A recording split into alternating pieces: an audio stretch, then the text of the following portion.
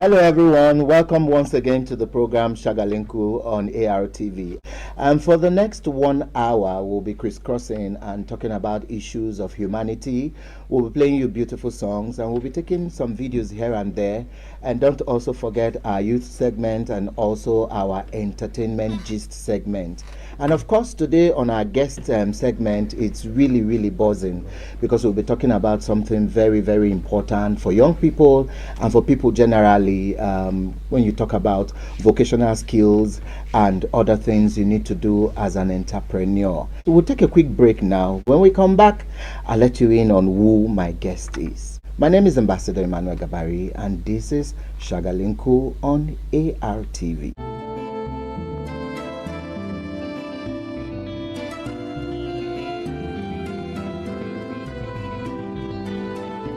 Welcome back, and don't forget that every Sunday afternoon from 4 p.m. to 5 p.m. we're also here to do the music program AROTV Sunday Splash. That comes every Sunday from 4 p.m. to 5 p.m. We'll play you songs around the world, and then we'll ask you to greet your friends and loved ones. So you could call in, send a text, and then greet your friends and loved ones, and we'll play you beautiful tunes from AROTV. Okay, back here, I have a guest like I told you, and we'll be looking at how we can maybe expand and add some more to our skills when it comes to vocational skills acquisition and all of that. Today I'm having a wonderful gentleman with me. His name is Ibrahim Hassan. He has a lot of caps on his head though. He's a serial entrepreneur, he's a social worker, he's also an event planner, and a whole lot of others that we will unravel as we go on the program. Welcome to the program. Thank you. Thank you. How are you doing? I'm very well. I'm doing very fine. I dare other caps you want to add into this introduction. Oh my God. I think you've said it all. I have been a hustler since when I was a child. Yeah. So while I was growing up, I learned a lot of things. But basically, like you said, my name is Ibrahim Hassan. The social work cap. Let me talk about that first. I work with an organization called Achievers Improved Health Initiative, where we focus within the intersection of health, community development, and vocational skills training for young people, especially those ones from the underserved populations.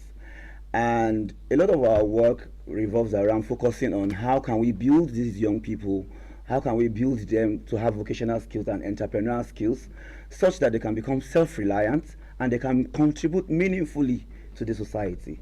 So that's one of the caps that I wear. And then yes, I am an event planner too. I plan events. I plan corporate and social events.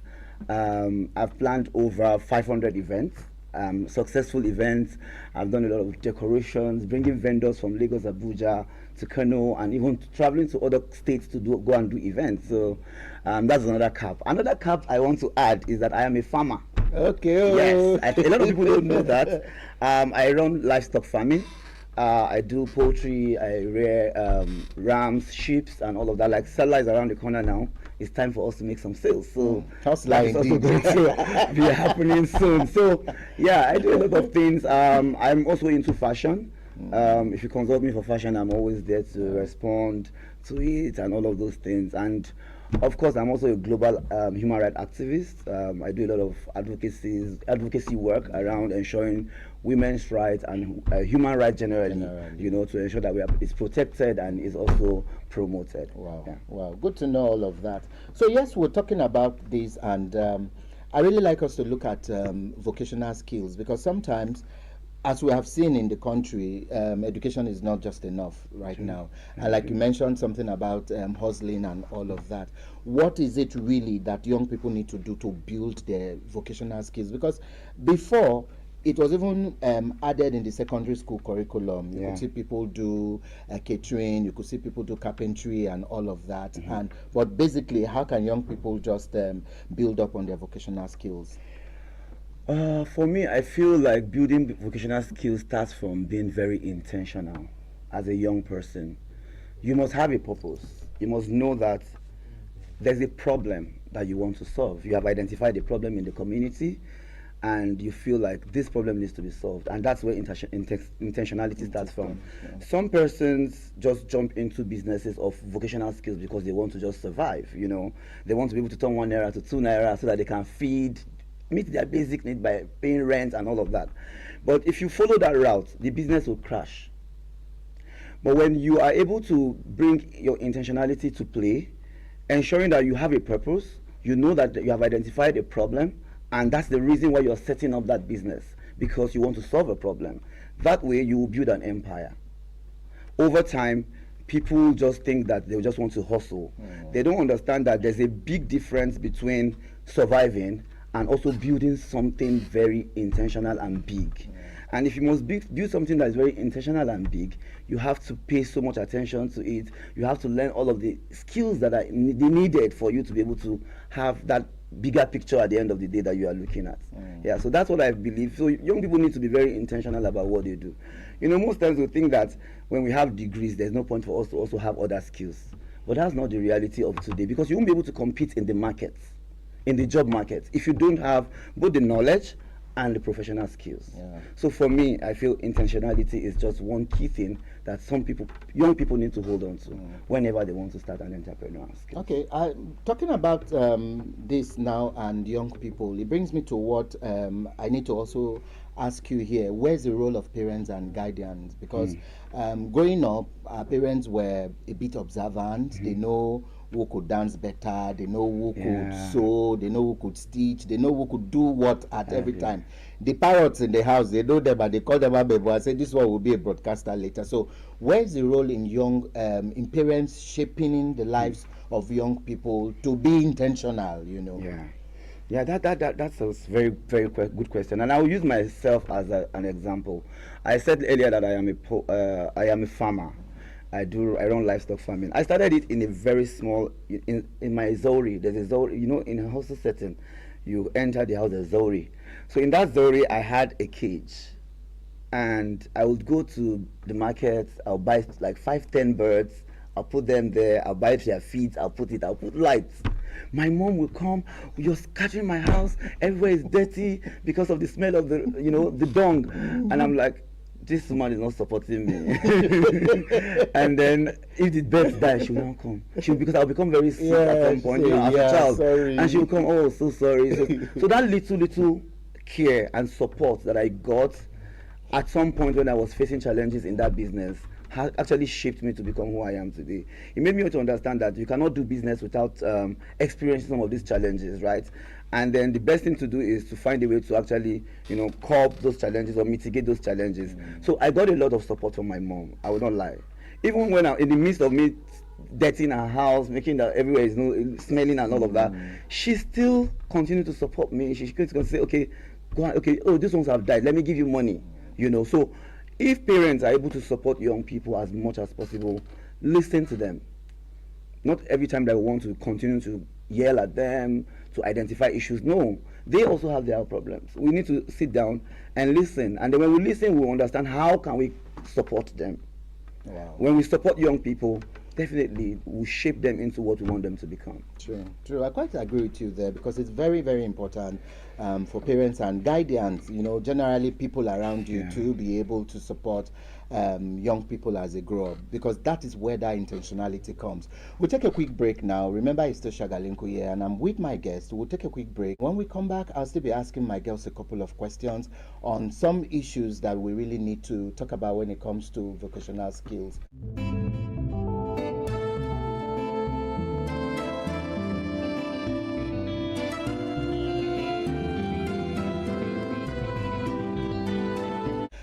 We said education is not enough. So how can we now start encouraging young people and even older people to know that you need to have multiple sources of income? Because gone were the days where vocational skills used to be of interest. A lawyer can be sewing, a banker can be baking, a youth can be dancing. It's now even a source of extra income. So what can we begin to do to also let people know the importance of adding skills to their CV? I always tell young people that most times your certificates, right? It's very important that you own that certificate. It may open door for you, right? But the skill itself will keep you inside. Yeah. So we don't want to just rely on, like I said earlier, you don't want to rely on the way the world is now. You don't want to rely on one stream of income, because at the end of the day, you will realize that you are waiting for salary that ends at the end of the month. That you have even spent the money already before it comes. You have already budgeted. You've removed all of the things that you need to pay for. So for me, I feel like having additional skill is very important. It makes you become very adaptable. It makes you become job ready. Anytime there's a job that is available, you're always there to ready to do it. So it's important that we combine both skills. Go to school, get the certificate, but still learn a skill. It's in Nigeria that people look at skills as something very small, like plumbing, carpentry. If you go to other countries, you see that those people are those that they are the ones who make money more. They call them handymen. They make more money. You just want to fix an ordinary washing machine or toilet sink.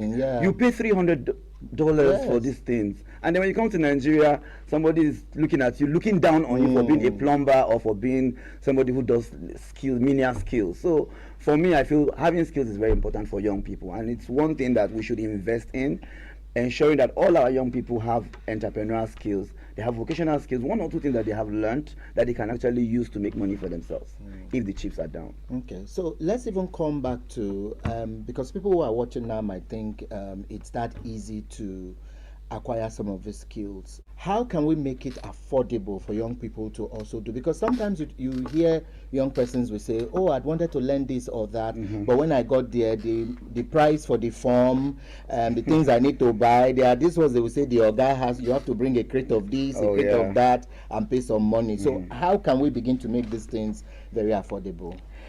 I agree. Skills is very expensive, and it's not something that you can just come by so easily, except you have some ways around it. Like, one of the key ways is if I have somebody within my community or within my area who is doing something, and I am passionate about that thing, I can learn from them. I can go and do apprenticeship. Apprenticeship is one of the ways that, you don't have to pay a huge amount of money to learn, because you're also supporting that business at that point in time, and you're also learning from that process. And then after learning from the process, there will be a time that you will graduate, and then you will be able to stand alone on your own.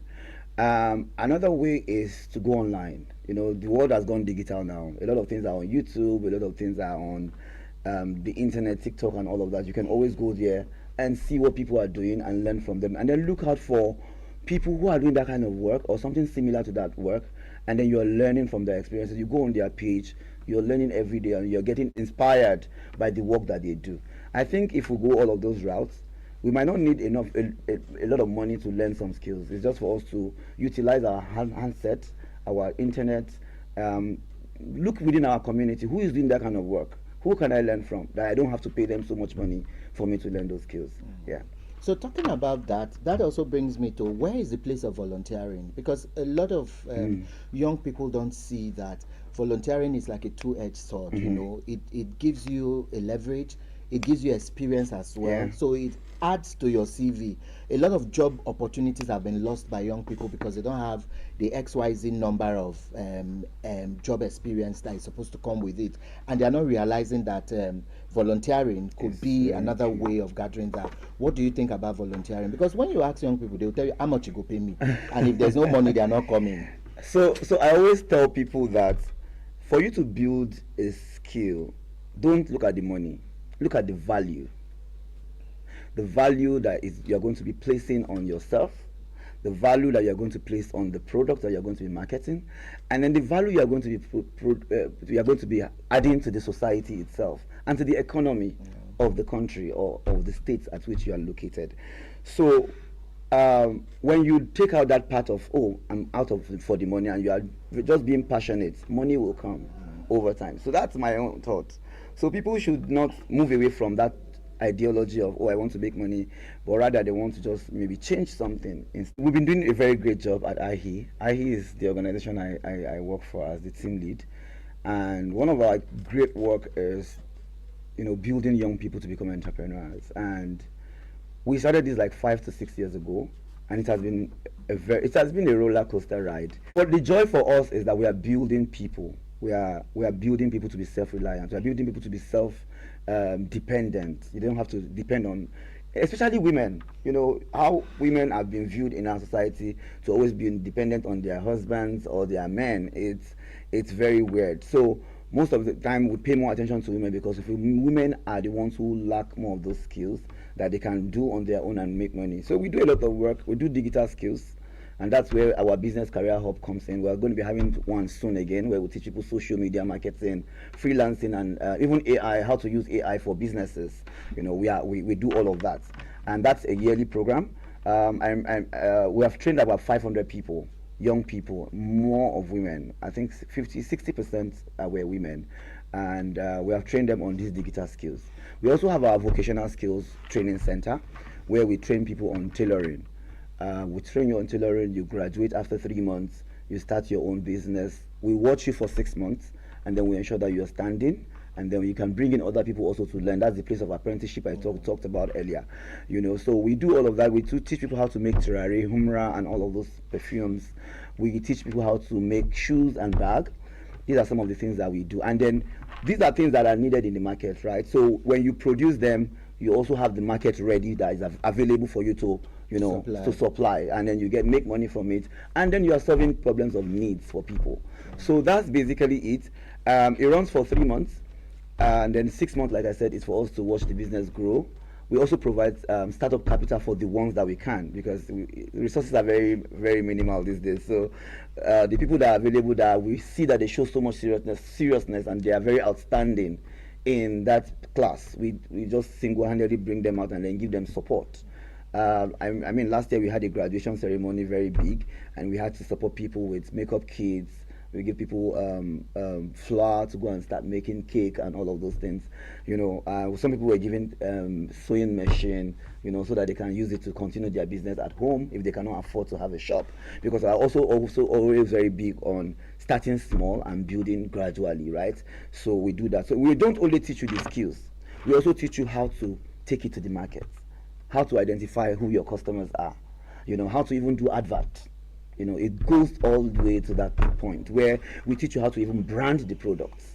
So because we want you to become a top-notch entrepreneur, we need to give you this holistic idea on how to run it. So we go all the way to that length, and also teach you financial management. How do you even manage money? How do you ensure that you don't mix your personal money with your business money? These are some of the things that we teach young people.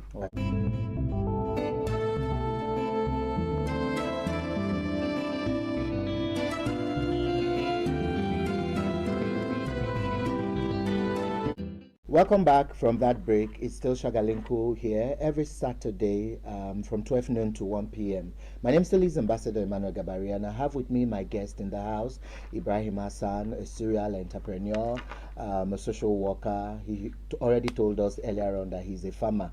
So let's look at NYSC. I know years earlier they had introduced a few things to build the skills of coppers and all of that, but we know in Nigeria it's easier to always shout about issues, but sustainability has always been the issue. What will you think about NYSC, and what are the things you think they can incorporate into their scheme to make it even better, that once the copper is coming out after 1 year, they are more built, more skill empowered than they entered the camp?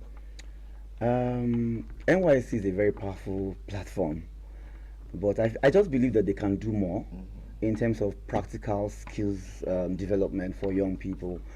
I remember when I did my NYSC in Jigawa State, I joined the side class, and I learned some few things during that session. But after that time, nobody contacted me to say, how do you want to use that skill that you have learned during your camp? And again, the number of days that we even used on camp for that side session was very short. So it was not enough for us to even, be able to use that skill outside as young people, except you already have your skill or you already know what you want to do after NYSC and then you go into it. So for me, I would say that NYSC needs to find a way to continue to follow up on on core members on that skill that they have learned. Maybe some people really have that interest, but they don't know how to navigate their way or can't even pay for it. So they can partner with local artisans that are doing those skills, and then partnership is very key. So when they partner with them, they try to find a way to link corpers or core members to those artisans that they can continue to learn trading from while they are serving during that service year, right?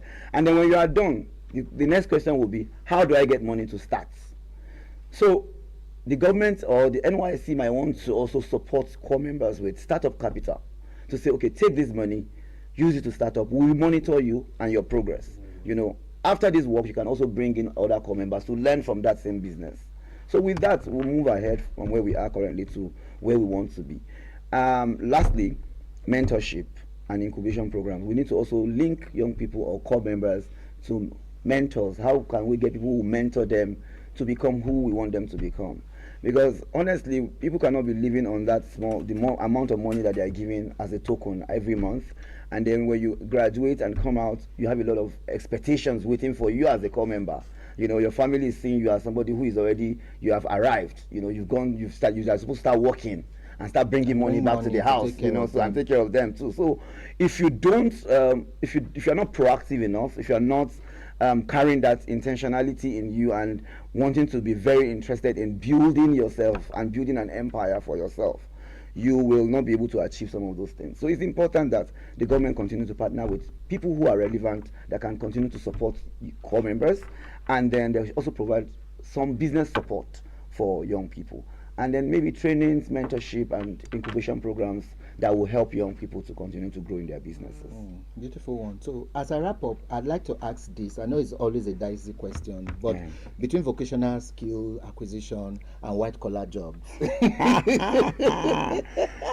shaking this table. Oh my God! Which do you think young people prefer? Because they want quick cash these days. Let's not pretend that even young ones watching this now, they will just be thinking in their head, so I'll just go and sit in one place and be learning skills for 3 months or 6 months when my mates are driving flashy cars and doing all the wrong things to get money. And we live in an age that celebrates quick rich syndrome or whatever it is, and it takes a lot of discipline, resilience, and intentionality, like you said, to keep a young person staying focused while he sees his mates doing all manner of evil things. So what do you think about that? I always tell young people when I meet them that skill is no longer an option. It is a necessity. You have to do it. You have to put in effort to learn a skill, because at the end of the day, you don't want to sit down and you are redundant looking for a job. We know the Nigerian factor. You know what is happening in the country. A lot of graduates are being produced every year, but jobs are not available for them. So, in fact, it's even more easier now that we have the tech skills, we have the digital skills and all of that. It's so easy that when you are in Nigeria, you can learn from somebody who is in Australia. It's easy. You can connect. You can do remote jobs with that skill.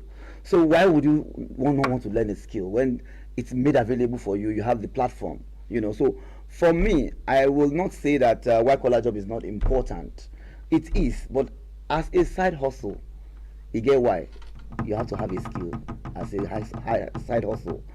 I'm that person who have multiple streams of income. I do a lot of things just to make money. I don't despise any amount that comes in, profit that I make from businesses. So it's very important that as young people, we don't put our eggs in one basket. You try to spread your tentacles around, look for things that are very relevant to you and your society that you can actually use as a problem-solving skill, right? And then you're making money from it. It's very important. Zibah is standing by for our youth segment. I'd like us to go over to Zibah. Let's have our youth segment. So Zibah, what do you have for us today on Shagalinku? Hello everyone, how you all doing? Welcome to the youth segment on Shagalinku, where youth talk real life, no filter. If you are new to this space, I want you to know that this is the part of the show where youths like you and I get to talk and, find solutions to every day-to-day challenge. Today we'll be talking about something quite interesting. As youths, we go to work and we try to come back to relax, but sometimes it's hard for us to, just get back and settle down. So today we'll be talking about 7 weird ways to control your body.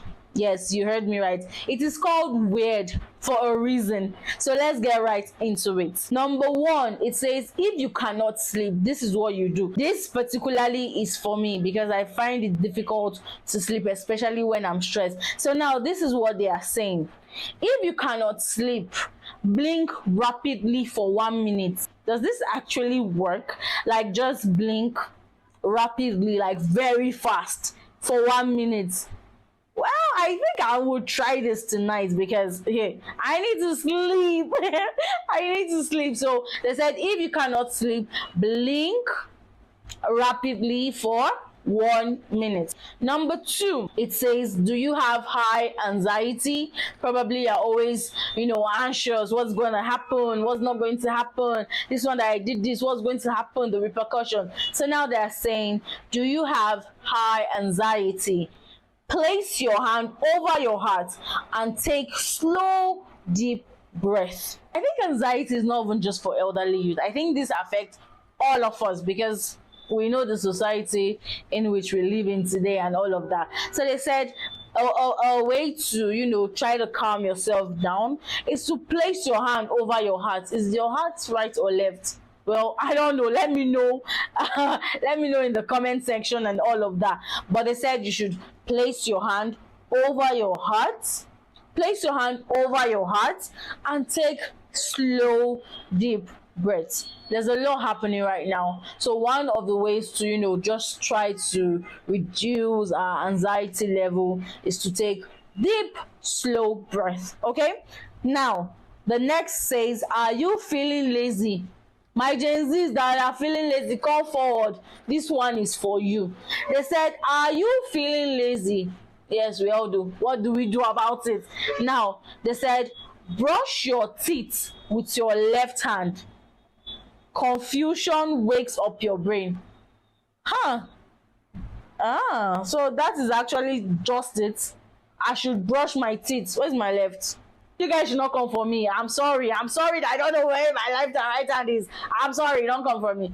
Okay, they're saying, are you feeling lazy?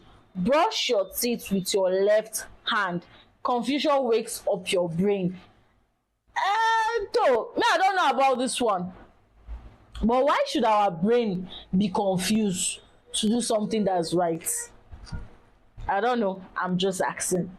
Now the next fact is, do you have a stuffed nose? Let's say during the cold season, your nose are blocked. You're always trying to sniff in, but you can't. It's just blocked, and you know how uncomfortable, a blocked nose can be. Now they said, put an eyes on the roof of your mouth, and voila, all settled. So if you have like an ice cube or an ice block, or pure water, you can just let it freeze, then you break it into smaller portions. So they said you should take just a piece of ice and put at the roof of your mouth, and it will be all gone. Yes, I know, ridiculous, right? But remember what our topic is: weird ways to control your body. This is not the conventional doctor ways and all of that. That's why we call it what? Weird ways to control your body. Another fact is that, are you nervous? Yes. But why should our brain be confused to do something that's right? I don't know. I'm just asking. Now the next fact is, do you have a stuffed nose? Let's say during the cold season, your nose are blocked. You're always trying to sniff in, but you can't. It's just blocked, and you know how uncomfortable a blocked nose can be. Now they said, put an eyes on the roof of your mouth, and voila, all settled. So if you have like an ice cube or an ice block, or pure water, you can just let it freeze, then you break it into smaller portions. So they said you should take just a piece of ice and put at the roof of your mouth, and it will be all gone. Yes, I know, ridiculous, right? But remember what our topic is: weird ways to control your body. This is not the conventional, doctor ways and all of that. That's why we call it what? Weird ways to control your body. Another fact is that, are you nervous? Yes, this happens to us, more frequently than we want to. Probably you have a pitch, your boss is coming to your office to evaluate you and all of that, and you get nervous. Or probably you see your crush, and you want to take that bold step to tell them how you feel about them. You know what I mean? You know what I'm saying? Okay, for all of you that don't know, just move along. Remember, this is the youth segment where we talk real life, no filter. So these things happen. For those of you that don't know, it happens. So now they said, are you nervous? This is what you do if you're nervous. Pinch your nose and you will calm down. See, I have tested this one, yeah, and it actually works. Most times when I have, a show or an event to go to, or probably I just want to talk to a couple of people and I feel like, oh, I'm nervous, oh, what would their reactions be and all of that, I just, pinch my nose. And what will actually work is to breathe slower. So just pinch the tip of your nose like I'm doing, and your body just feels calm automatically. Yes, remember, don't come for me. It is what? Weird ways to control your body, and trust me, these things actually work. So let me know if you'll be trying any of this in the comment section. Now, the last one on our list is, do you have low energy? Come closer. This one affects all of us, both the Gen Zs and the millennials and all of you. There are times where we just feel low on energy. More no lie, give ourselves. There are times where you just feel low on your energy and you're like, oh goodness, what do I do? Now, this is what you do. Splash cold water on your face. Voila, simple as that. You are feeling low. Oh, I don't get power. My body, they do me meow. I got the solution for you. All you need to do is to splash some cold water in your face. Simple as that. So that's all. You don't, because this thing, low energy is just, low energy. That days that you feel, oh, I'm going to wake up strong, I'm going to do this, I'm going to do that, but your body is looking at you and like, but see, these things happen. All right, so all you need to do is what? Splash cold water on your face. Splash what? Cold water on your face. Give me a minute, please. I'll splash cold water on my face. Hey, that's all. If I am low on energy, that's all I need to do. You know what? Let me know what you think in the comment section, guys. Remember, this is the youth segment on Shagalinku, where youth talk real life, no filter. I hope you enjoyed this episode because I just splashed water on my face. Till I come your way next time, my name is Zibah for Shagalinku. See you next time. Bye.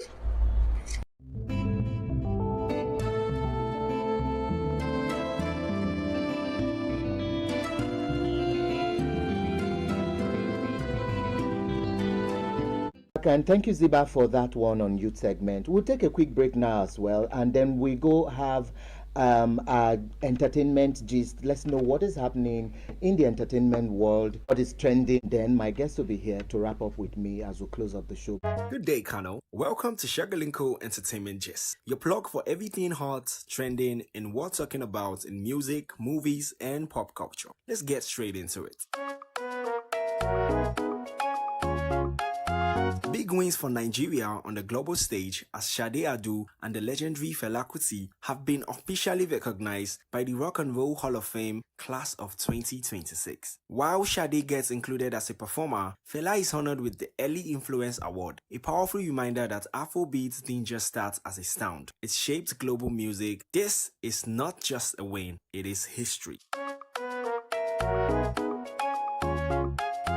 Adekunle Gold is not slowing down at all. The singer has announced a deluxe version of his project titled Fuji Extra, dropping May 1st, 2026. And guess what? It features heavy hitters like Olamide, Simi, and TML vibes. Expect vibes, culture, and a proper mix of old school Fuji and modern Afrobeats.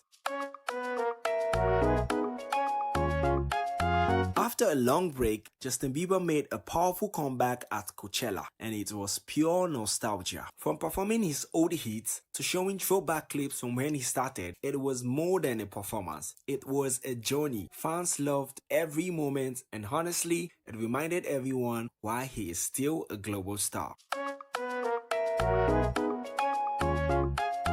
Movie lovers, get ready. The first major look at Spider-Man Beyond the Spider-Verse is finally here. The story continues right where the last one stopped, with a deeper, darker twist as Miles faces a version of himself from another universe. It's action-packed, emotional, and already building serious anticipation ahead of its 2027 release. And that's all the G's on today's Shagalinku Entertainment Gist. From global recognition to new music and movie hits, we always keep you in the loop. Stay entertained and don't go anywhere. We've got more coming your way. Thank you so much for the entertainment gist. We're back here in the studio and we're wrapping up with my guest. What's your final words of encouragement to everyone, you young people particularly, and then who would you like to send your greetings to? My final word will be that vocational and entrepreneurial skills are not just about making money, right? They're about building capacity, they're about building your confidence as a young person and also making you very independent. So I will say that don't wait, for everything to be perfect before you can start. Start now, learn consistently, because sometimes young people, they start learning this thing, they leave it, go and learn another thing, they leave it, go and learn another one. You will not stay focused. So it's better you learn consistently, stay with that thing that you're learning. One day, there'll be light at the end of the tunnel. Stay disciplined also. As a business person, you have to learn how to manage money. You have to learn how to manage people, and you have to be very ready to solve problems. I remember my last event on Sunday when we had guests and the client said she wanted a private party for 80 people. And then the guests, I had 150 people in the compound. Food is scarce. I was not running helter-skelter, I quickly swung into action. I brought in more chairs. I quickly, that's where the professionalism comes in. I don't expect my client to be panicking at that point in time. That's where my own expertise comes in. So we have to stay disciplined. We have to learn those skills. And I would like to say that the future belongs to those who are willing to learn, those who are willing to adapt. Yeah, those are the people. And if you are willing to build, the future belongs to you. So it's important that as young people, we stay consistent with what we do, learn consistently, and also be focused. Do not allow distraction, because a lot of things will distract you. Your friends will come around, they want to distract you.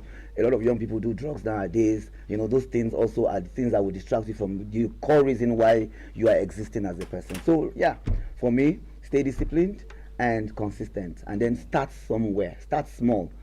Little by little, the elephants will grow. Wow. I also like to give shout out to all my clients, my event planning clients, the people who have planned their weddings, their birthdays.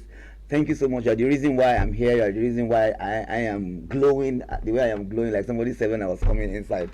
So I also want to give a shout out to my staff at IHE, my colleagues at IHE, doing great job, doing a lot of work around health, empowerment, and advocacy. I would also like to say maybe thank you to you, Ambassador Emmanuel Gabari, for bringing me here for this conversation. I know it is long overdue. We should have had this like one last year or 2 years ago, but of course my busy schedule did not allow me.